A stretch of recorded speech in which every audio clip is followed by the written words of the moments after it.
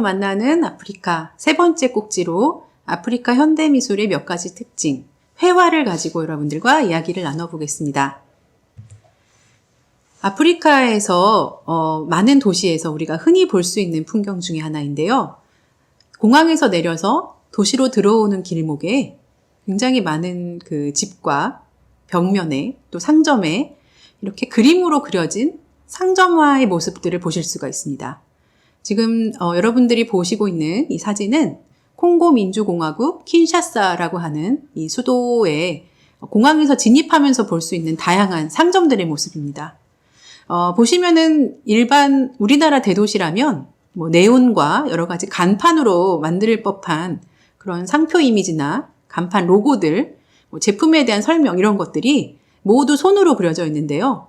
예전에 우리나라 극장 포스터를 그리던 그런 간판화들이 생각이 납니다. 사실 아프리카 도시들이 굉장히 화려하게 알록달록하게 보이는 이유는 이런 간판화들 때문인데요. 이 간판화는 뭐 네온이라던가 아크릴이라던가 그런 간판들의 재료를 구할 수 없는 이런 아프리카 도시 상황 속에서 자생적인 예술로서 등장한 장르입니다. 이 간판화의 모습은 나중에 민중회화로 발전하게 되는데요. 보시면 이렇게 두 번째 사진에 미용실의 모습이 있습니다만 미용실의 드라이기나 사람들의 머리 모양으로 이게 이제 미용실이다라는 걸 표시하고 있습니다. 그리고 이 간판화가 수단이 없어서 이제 그림으로 그리게 되었다라고 말씀드렸는데요. 같은 맥락에서 문맹률이 높기 때문에 굉장히 많은 상점들이 그 상점에 어떤 물건이 있는가를 직접 그려야만 의사소통이 가능하기 때문에 이런 간판화가 발전된 면모도 있습니다.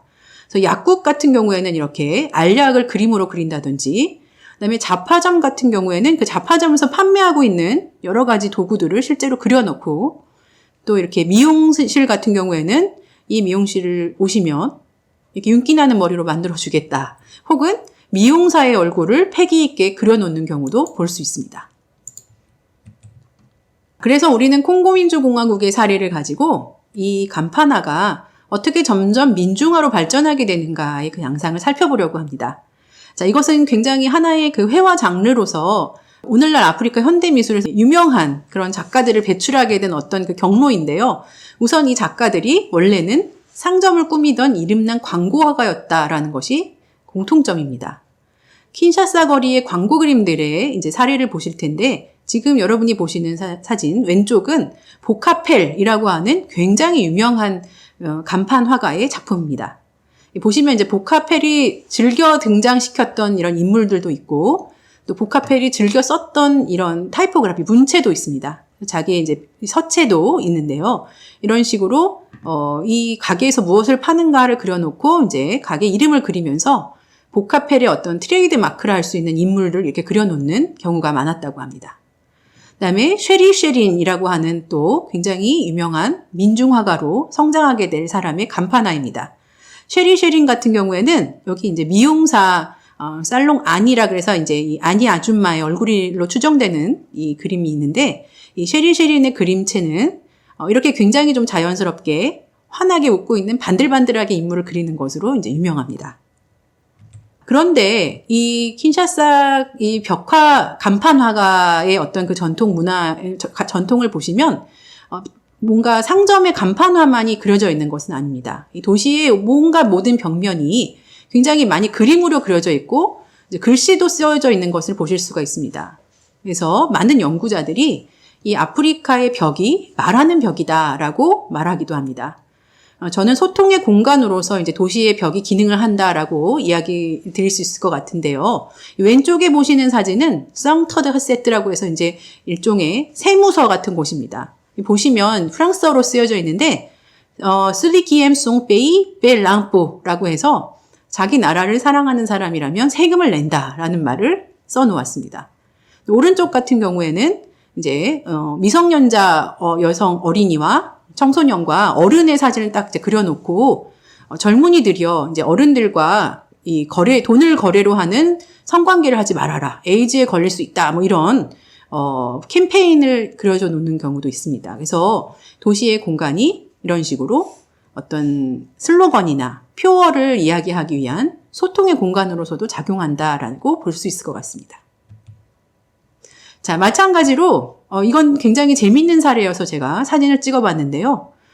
미용실의 사진인데 오바마 대통령이 이제 굉장히 맥락 없이 그려져 있는 경우도 있습니다. 이렇게 이 미용사가 너무나 기쁜 나머지 이렇게 아프리카 출신의 대통령이 미국 대통령으로 당선되었다 이런 거를 간판에 그리기도 하고요. 오른쪽 사진 같은 경우에는 인터넷에서 볼 수 있는 이 사진이어서 제가 여러분들에게 소개하는데 이 주피터라고 하는 가수가 앨범을 내면서 이 자기 앨범의 그 홍보 포스터를 벽에다 그려놓았고 자기가 앞에서 이렇게 사진을 찍어서 인터넷에 소개한 그런 기사를 보았습니다. 그래서 이렇게 새로운 앨범이 나온다든지 뭐 이렇게 정치적인 상황, 새로운 대통령이 자랑스럽게 당선이 돼서 너무 축하하고 싶다든지 이런 것들을 소통의 공간으로서 벽에다가 벽화로 그려놓는 것을 심심치 않게 볼 수가 있습니다. 자, 이런 맥락에서 굉장히 유명한 작가로서 오늘날 우리나라에서도 이 작가의 작품을 구입해서 서울 시립미술관에 가시면 볼 수가 있는데요. 쉐리 삼바라고 하는 작가가 탄생하게 됩니다. 쉐리 삼바뿐만이 아니라 앞에서 보셨던 쉐리 쉐린이라든지 뒤에서 보여드릴 모케라고 하는 작가들도 이런 콩고 민중화가 중에 한 명인데요. 쉐리 삼바 역시 킨샤사의 거리의 간판화로서 굉장히 이름을 알리던 사람이었습니다. 쉐리 삼바 작품의 특징은 그렇기 때문에 간판화처럼 그림도 그려놓고 또 굉장히 풍자를 한다든지 세태에 맞는 그런 그림을 그려놓고 꼭 텍스트를 이렇게 글씨를 쓰는 것으로 특징을 지을 수가 있을 것 같습니다. 역시 이제 간판화의 전통에서 나온 그런 스타일이라고 볼 수가 있습니다. 그래서 보시면은 정치인들의 공통점이라고 해서 뭐 돈과 권력과 뭐 총과 여러 가지 그런 클리셰들 여러 정치인들이라고 우리가 불렀을 때 특히 아프리카의 부패한 정치인들을 떠올렸을 때 생각할 수 있는 것들을 이렇게 그려놓고 가운데에 이렇게 항상 인물을 그리는데요. 쉐리 삼바의 이 등장하는 인물은 쉐리 삼바 자신입니다. 그래서 옆에 작품 같은 경우에는 구토하는 세계라고 해서 그 세계가 아프리카 대륙에 이제 무기를 막 뿌리고 뱉고 하는 굉장히 아프리카가 아프다, 세계가 이제 구토한다 이런 모습을 상징적으로 보여주는 이제 그림입니다. 쉐리 삼바를 굉장히 유명하게 만든 작품은 지금 보시는 이 작품입니다. 우리의 미술엔 어떤 미래가라고 하는 제목이 붙어있는 이 3부작 시리즈는 피카소와 자신을 이렇게 동일시시켜서 등장하는데요. 본인이 있고 옆에 피카소가 있고 해서 피카소가 이렇게 아프리카의 이름 없는 많은 예술가들의 작품을 카피했다라고 하는 것을 고발하는 듯합니다. 그리고 실제로 옆에 피카소와 자기 자신이 나란히 걸어가는 것처럼 그려서 피카소가 여기 잘 보시면은 아프리카 마스크 같은 얼굴을 그린 여러분들 이미 아시겠지만 피카소가 입체파의 화가이고 입체파가 아프리카 미술의 영향을 많이 받았다라고 알려져 있습니다. 그래서 이 피카소를 자신과 동일시시키고 또 마지막 이 3부작 작품에서는 뽕피두 센터, 이 현대미술의 메카라고 할 수 있는 파리의 뽕피두 센터를 그려놓고 자신을 위치시키면서 이 현대미술에서 유명해지려면 이 파리의 뽕피두 센터에서 유명해져야 된다라는 사실이 한탄스럽다라고 빽빽하게 글을 적어 놓습니다. 자, 이 작품으로 쉐리 삼바가 굉장히 세계 예술의 무대에 등단하게 되는데요. 아주 쉐리 삼바의 패기도 넘치고 피카소와 자신을 동일시하는 그런 애고가 되게 충만한 이 3부작이라고 볼 수가 있을 것 같습니다. 자, 이렇게 콩고의 민중화는 세계적 성공을 거두게 됩니다. 그래서 여러 갤러리가 콩고 민중화를 중점적으로 전시한 경우가 굉장히 많은데요. 대표적으로는 까르띠에 재단이라고 부르는 퐁다시옹 까르띠에에서 이렇게 보떼 콩고의 아름다움이란 제목으로 민중화를 집중적으로 전시한 바가 있습니다. 또 같은 맥락에서 이 벨기에 이 보자르라고 하는 전시 공간에서는 이 콩고 민중화를 또 이렇게 굉장히 인류학적인 접근 방식으로 전시를 해서 콩고 민중화가 굉장히 세계적 성공을 거두었구나라고 하는 것을 느낄 수 있는 계기였습니다. 자, 민중화의 주제는 앞서 말씀드린 것처럼 일상 대손사의 모든 것인데요. 중점적으로는 도시의 삶입니다. 전통 문화의 풍경 이런 게 나오는 것이 아니라 아프리카 도시라고 하는 지난 꼭지에서 사진예술과 함께 말씀드렸지만 도시라고 하는 공간 자체가 굉장히 아프리카에서는 혼란 그 자체, 그다음에 식민의 산물이다 라고 이야기할 정도로 이 도시가 작품의 주인공이 되어서 등장하는 경우가 많습니다. 이 쉐릴 셰린의 작품 중에서 끼누아즈리라고 하는 제목이 붙어있는 이 그림은 킨샤사스러운 것이라고 하는 이제 프랑스어 표현인데요. 킨샤사라고 하는 이 굉장히 거대 도시입니다. 이 프랑스어권 흑아프리카에서도 이 도시는 정말 하드코어다, 너무 어렵고 힘든 도시다라고 할 정도로 굉장히 복잡하고 혼란한 도시인데, 이 킨샤사에서 볼 수 있는 모든 풍경들을 굉장히 집약적으로 그려놓았습니다. 이렇게 차가 막히는 풍경이라든지 온갖 집회, 그다음에 사람들 이렇게 잠깐 차가 막히면 무엇인가라도 팔아보려는 사람들의 모습들. 그래서 그림이 굉장히 소요스럽고 웅성웅성거리는 것 같은 느낌을 주는 그런 그림입니다. 민중화가 중에서 앞서 말씀드렸듯이 모케라고 하는 작가도 굉장히 이름을 알린 작가 중에 한 명인데요. 이거는 그냥 2000년이 도래했다라고 하면서 굉장히 사람들이 밀레니엄을 축하하는 그런 킨샤사에 흔히 볼 수 있는 클럽의 모습이다라고 말씀드릴 수 있을 것 같습니다.